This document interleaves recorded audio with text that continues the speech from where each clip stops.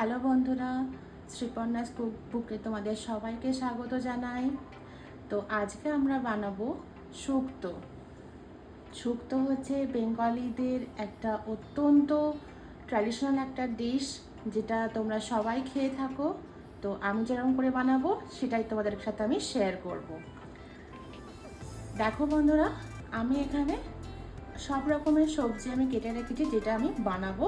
তো প্রথমেই দেখো, এখানে আমি রেখেছি সজনে ডাঁটা, আলু, রাঙালু, এখানে আছে কাঁচকলা, এখানে আছে পেঁপে, বেগুন, বড়ি, আর লাগবে উচ্ছে। সবটাই দেখো আমি কিন্তু লম্বা লম্বা লম্বা লম্বা করে কেটে রেখেছি। প্রত্যেকটা সবজি ভেজে নেব। পুরো রান্নাটা আমি কিন্তু করব সর্ষের তেলে। তো কড়াটা আমার অলরেডি গরম হয়ে আছে। তো আমি দিয়ে দেবো অল্প একটু সর্ষের তেল। তেলটা আমার গরম হয়ে গেছে। আমি প্রথমেই দেব কেটে রাখা আলুগুলো। আলুগুলোকে আমি একটু ভেজে নেব। কোনো সবজি আমি খুব বেশি একটা ফ্রাই করব না, বাট আমি সবগুলো সবজি আস্তে আস্তে ওয়ান বাই ওয়ান আমি ভেজে নেব। হালকা হালকা দেখো ভাজা হয়ে গেছে আলুটা।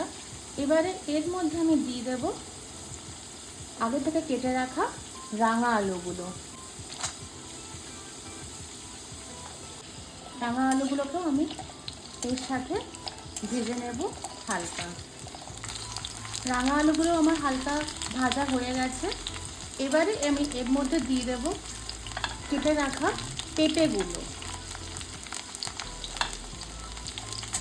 পেঁপেগুলো কিন্তু সব লম্বা লম্বা করে কেটে রাখা।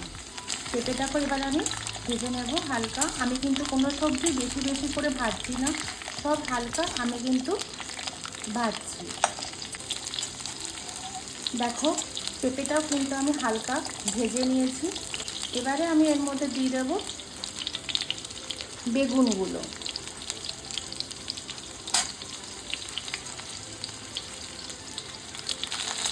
এবারে দিয়ে দেবো এর মধ্যে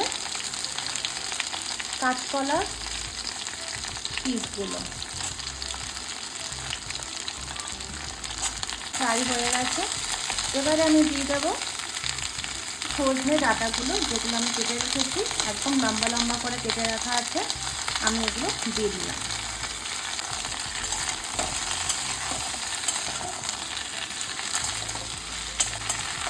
আমি কিন্তু এখনো পর্যন্ত কোনো নুন ব্যবহার করিনি। নুন ব্যবহার করলে কিন্তু এটা থেকে জল ছেড়ে যাবে, সেই জন্য আমি কিন্তু এমনি ফ্রাই করছি।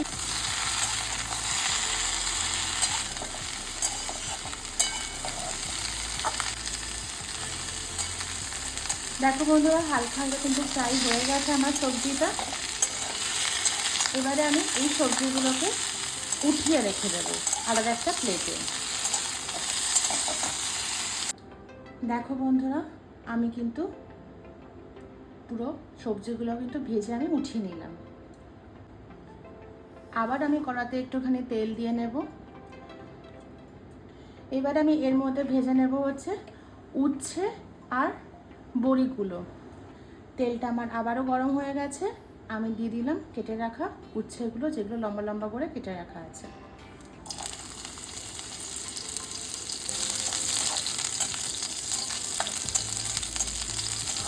খুব হালকা করে ভাজবো, একদমই কিন্তু নরম করবো না, জাস্ট হালকা দুধ চাল বা নাড়াচাড়া করে আমি কিন্তু উঠিয়ে নেব। লাইটলি ভেজে নিলাম উচ্ছেগুলোকে আমি এবারে উঠিয়ে নেব। এবারে ভাজবো বড়িগুলো। এই একই তেলের মধ্যে কিন্তু আমি দিয়ে দিলাম বড়িগুলো। এগুলোকেও ভেজে নেব আমি। বড়িগুলো আমার ভাজা হয়ে গেছে। আমি বড়িগুলোকে এবারে উঠিয়ে নেব।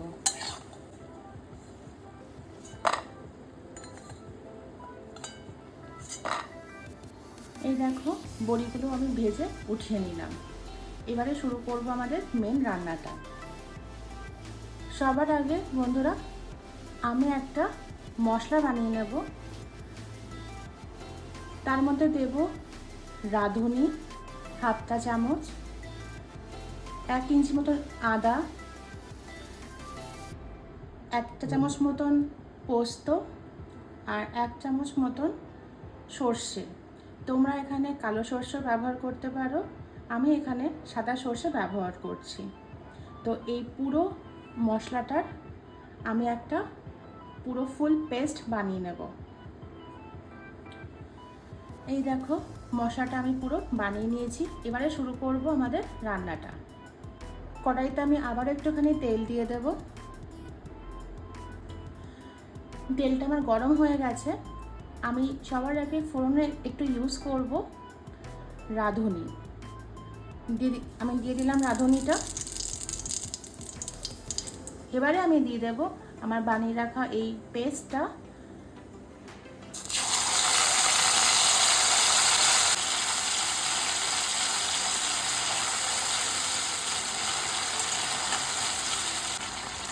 মশলাটা দিয়ে একটু ভালো করে নেড়ে নেব যাতে পুড়ে না যায়। আর সাথে একদম নাড়াচাড়া করে আমি এর মধ্যে দিয়ে দেব মিক্সার জারটা ধুয়ে রাখা জলটা। এর মধ্যে অনেকটাই মশলা আমার লেগেছিল, তাই জন্য আমি এই মিক্সার জারটা আমি জলটা দিয়ে দিলাম।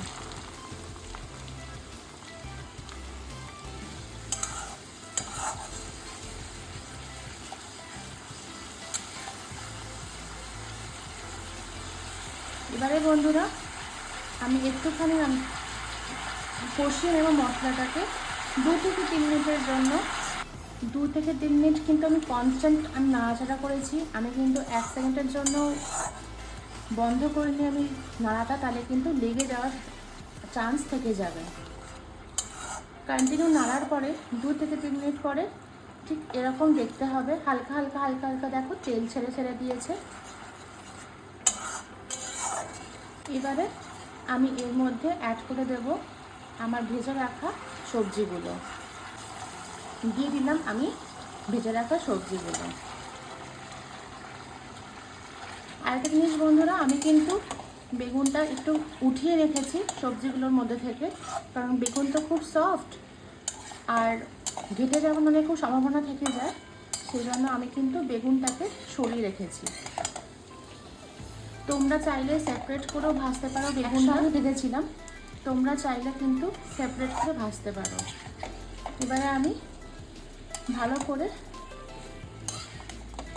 নাড়াচাড়া করে নেব পুরো মশলাটার সঙ্গে। আমি খুব ভালো করে আস্তে আস্তে, গ্যাসের ফ্লেমটা কিন্তু খুব বেশি জোরে বাড়াবো না, মিডিয়াম ফ্লেমে আমি আস্তে আস্তে মশলার সাথে ভালো করে কষিয়ে নেব। বেগুন, বড়ি আর উচ্ছেটা আমি শেষের দিকে ইউজ করব যাতে ঘেটে না যায়, কারণ বড়িও নরম হয়ে গেলে ঘেটে যায়, বেগুনও তাই, উচ্ছেও তাই, সেই জন্য আমি শেষের দিকে ওগুলো ব্যবহার করব।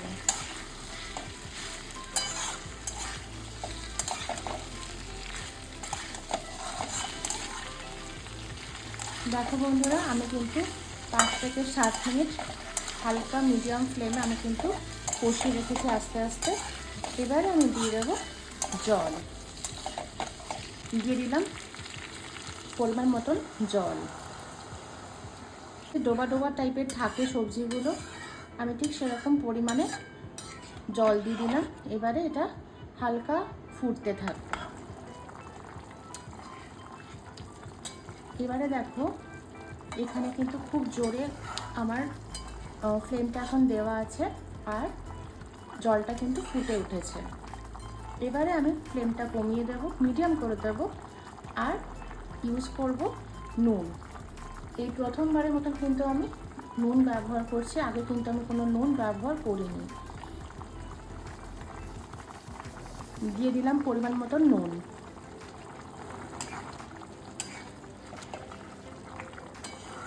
নুনটা দিয়ে ভালো করে নাড়াচাড়া করে নিচ্ছি। গ্যাসের ফ্লেমটা কিন্তু আমি এখন এবারে মিডিয়াম করে দিয়েছি। আমার কিন্তু 80% মতন আমার কিন্তু সবজিগুলো সেদ্ধ হয়ে গেছে। এবারে আমি এর মধ্যে একদম নেমন্তন্ন বাড়ির মতন টেস্ট আনার জন্য এবার আমি এর মধ্যে ইউজ করব দুধের মধ্যে আমি দেব ময়দা 1 চামচ মতন, তাহলে কিন্তু পুরো টেস্টটা লাগবে একদম খেতে নেমন্তন্ন বাড়ির মতন। দুধের মধ্যে আমি দিয়ে দিলাম 1 চামচ পরিমাণে ময়দা। এতে কি হবে, থিকনেসটা হয়ে যাবে আর খেতেও কিন্তু লাগবে একদম নেমন্তন্ন বাড়ির মতন। এবার আমি ভালো করে কিন্তু মিক্স করে নেব। দেখো বন্ধুরা, আমি কিন্তু খুব ভালো করে মিক্স করে নিলাম, কোনো কিন্তু লাম্পস নেই। এবারে আমি এই ফেটিয়ে নেওয়া দুধটা এবারে আমি দিয়ে দেবো শুক্তোর মধ্যে। দিয়ে দিলাম দুধটা দিয়ে আমি খুব ভালো করে নাড়াচাড়া করে নেব। আবার সিম আঁচে ফুটতে দিয়ে দেবো। গ্যাসের ফ্লেমটা এই মুহূর্তে কিন্তু আমার মিডিয়াম ফ্লেমে আছে। মিডিয়াম ফ্লেমে পুরো জিনিসটা কিন্তু এবারে কুক হবে। টেস্টটাকে আরও এনহান্স করার জন্য আমি এখানে ব্যবহার করব সানরাইজের শুক্তো মশলা। তোমরা চাইলে ইউজ করতে পারো, না চাইলে না ইউজ করতে পারো, কোনো প্রমোশন না, জাস্ট নর্মালি আমি দেখাচ্ছি। আমি যেটা ইউজ করে থাকি ঘরোয়াভাবে, আমি তোমাদের সাথে একটু সেটাই শেয়ার করছি। আমি এর মধ্যে দেবো সানরাইজের শুক্তো মশলা, এটা টেস্টটা জাস্ট একটু এনহ্যান্স করবে। দিয়ে দিলাম শুক্তো মশলাটা। আবারও নাড়াচাড়া করে নেব। তোমরা চাইলে ইউজ করতে পারো, না চাইলে ইউজ করার দরকার নেই। আমি জাস্ট টেস্টটাকে এনহ্যান্স করার জন্য দিলাম, যাতে একদম খেতে লাগে নেমন্তন্ন বাড়ির মতন। এবার আমি দিয়ে দেবো বড়িগুলোকে।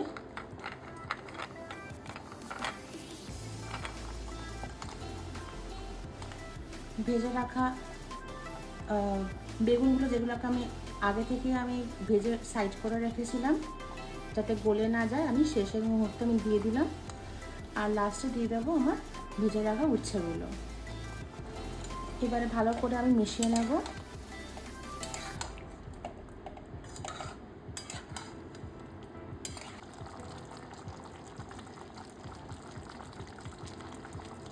এবারে আমি দিয়ে দেবো একদম লাস্ট উপকরণ বন্ধুরা, চিনি। একদম আমার স্বাদ মতন আমি দিয়ে দিচ্ছি, পরিমাণ মতন। তোমরা তোমাদের ইচ্ছা মতন তোমরা ইউজ করবে।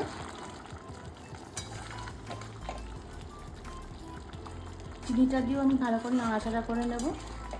আমার কিন্তু রান্নাটা অলমোস্ট ডান।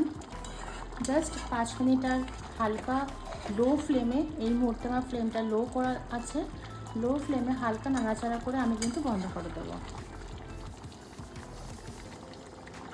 বেগুনটা দিয়ে, বড়িটা দিয়ে, উচ্ছে দিয়ে আমি কিন্তু খুব বেশি নাড়াচাড়া করব না, যাতে এগুলো ভেঙে না যায়, না গলে যায়।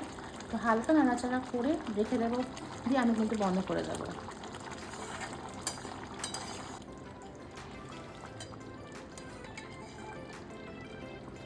দেখো বন্ধুরা, 5 মিনিট একদম মিডিয়াম ফ্লেমে, লো ফ্লেমে আমি একদম রেখেছিলাম, আর তৈরি হয়ে গেল আমাদের শুক্তো। এখন রেসিপিটা একদম রেডি, টোটালি রেডি হয়ে গেছে। দেখো প্রত্যেকটা সবজিও কুক হয়ে গেছে খুব ভালো মতনই। আর কনসিস্টেন্সিটা একবার তোমরা দেখো, এই দেখো বড়িটাও কিন্তু ভেঙে যাচ্ছে, ঠিক সেই কারণেই কিন্তু আমার লাস্টে একদম বড়িটা দেওয়ার কারণটা ছিল। এই দেখো বড়িটা কিন্তু অলরেডি ভেঙে গেছে, বড়ি কিন্তু খুব নরম হয়। তো আমার রান্নাটা একদম এই মুহূর্তে রেডি। আমি গ্যাসের ফ্লেমটা আমি অফ করে দিলাম। এবার আমি পুরো শুক্তোটা প্লেটিং করে নেব। দেখো বন্ধুরা, তৈরি হয়ে গেল শুক্তো। আমি অলরেডি প্লেটিং করে নিয়েছি। খুব সহজেই তৈরি হয়ে গেল একদম নেমন্তন্ন বাড়ির স্টাইলে শুক্তো। তোমরা এটা গরম গরম ভাত দিয়ে এনজয় করতে পারো এই বেঙ্গলি ট্র্যাডিশনাল ডিশটা। তাহলে বন্ধুরা, আজকের ভিডিওটা এই পর্যন্তই। আরও ভিডিও দেখতে গেলে ফলো করতে হবে, লাইক করতে হবে, সাবস্ক্রাইব করতে হবে আমার চ্যানেল শ্রীপর্ণাস কুকবুক। তাহলে বন্ধুরা, আজকের ভিডিওটা এই পর্যন্তই। দেখা হবে খুব তাড়াতাড়ি নতুন একটা ভিডিওর সাথে। ততক্ষণ পর্যন্ত তোমরা সবাই ভালো থেকো, সুস্থ থেকো। টাটা।